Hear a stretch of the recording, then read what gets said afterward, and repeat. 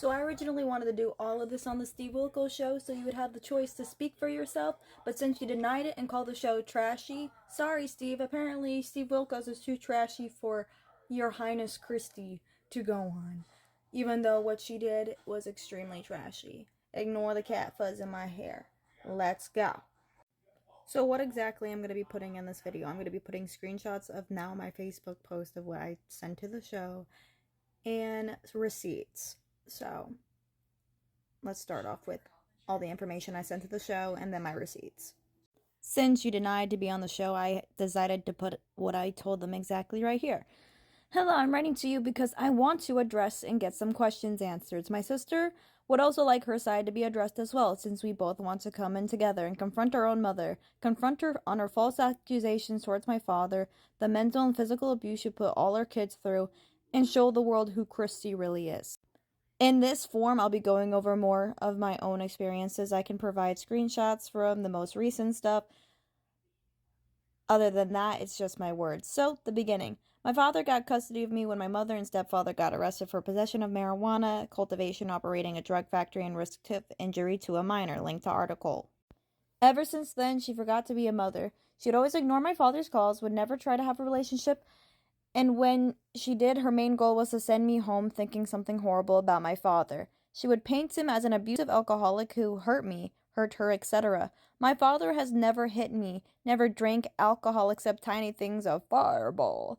She would try to get me to repeat that he was an alcoholic so she can get DCF, Child Protective Services, involved, and boy, they were involved with us many times because of her. She planted a friend to date my father, Penny,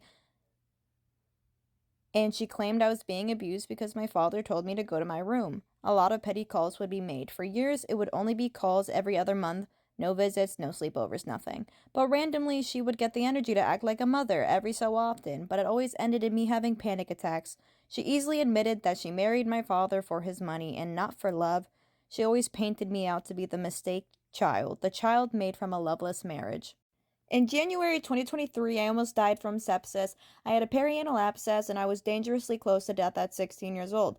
My mother came down from Maine where she took my brothers and disappeared. She went to live with another man, got engaged, then started the divorce process. She came down because she was worried about me, but I see it as I now have something that I can post on Facebook for attention and pity points. She, in fact, did post my whole situation to Facebook and started twisting things. My father left me in the children's hospital with her and she took that and ran with it.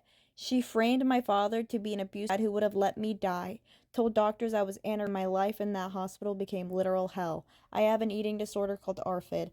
It's just a texture disorder and I get overstimulated with certain foods like milkshakes, mashed potatoes, creamy mac and cheese, etc. She took that and ran with it and made doctors put me on the ED side of the hospital and everything became food, food, food. My stomach was shrunk. I had an infection in my body. They gave me food I did not like, had it thrown in my face constantly, and if I didn't finish that big portion I was given within a certain amount of time, I would have to make all those calories back and end shore, which was a major trigger. I would have panic attacks and meltdowns where I would pull my hair out and just freak out. My mother let them do this. I begged for this to stop, and they brought out the feeding tube. I didn't want it. I cried and begged for her to stop them and tell them the truth, but she wouldn't. The doctors put me on a sedative and I fell asleep. I woke up to 5 nurses holding me down and shoving the tube down my nose. I was a shell of a human for an hour. I remember nothing but blankness until I puked it all. They overfed me on the tube. My sister told me that. My mother snapped the photo and told me, I'll show this to you every year to remind you that you don't want to be here again. Reminder, I was hospitalized because of an abscess. After that, my father came back the next day because my mom went back to Maine. He saw the treatment and stopped it all. Surgeons said I was fine. Home from day 4. This was day 12. My mother would call the hospital and tell them to keep me there, and she admitted this to me. They said my heart was weak and could fail at any given time, but I was on no heart monitors whatsoever. My father fought, and they said they would call DCF, Child Protective Services, on my father, and he said do it. I wanted to go home, and the surgeon said I was good to go, but they kept me for 2 more days after that. My mom knows how much that affected me, and she dismisses it as I had to do it.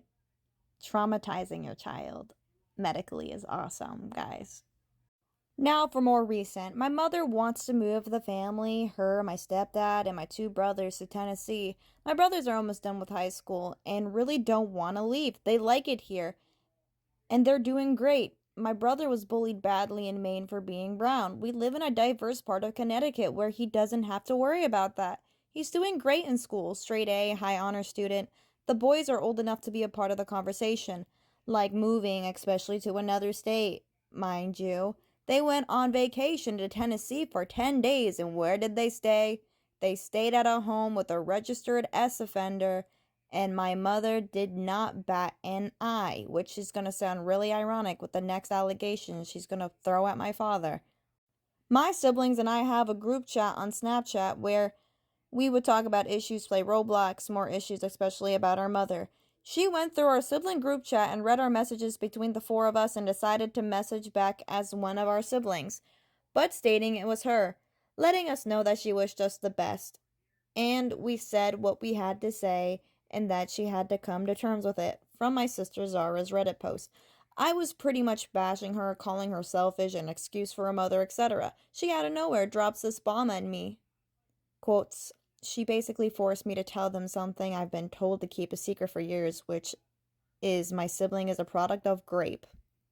I'm not too sure why I had to be the one to do it, but she put me on the spot, so I called them as soon as I read the messages so that it was the quote-unquote truth, quote from my sister Zara. I heard that come out of Zara's mouth, and of course I went into shock. I didn't believe anything my mom claimed. She apparently had police reports and DCF files, but why in the world would she let me live with a rapist? I confronted my dad and he laughed and thought it was pure insanity. I confronted her and she backed away from the conversation. I threw question after question, backed her into a corner and she ran. I questioned, why would you ever let your child live with an alleged rapist? And why would the court and DCF let him have custody?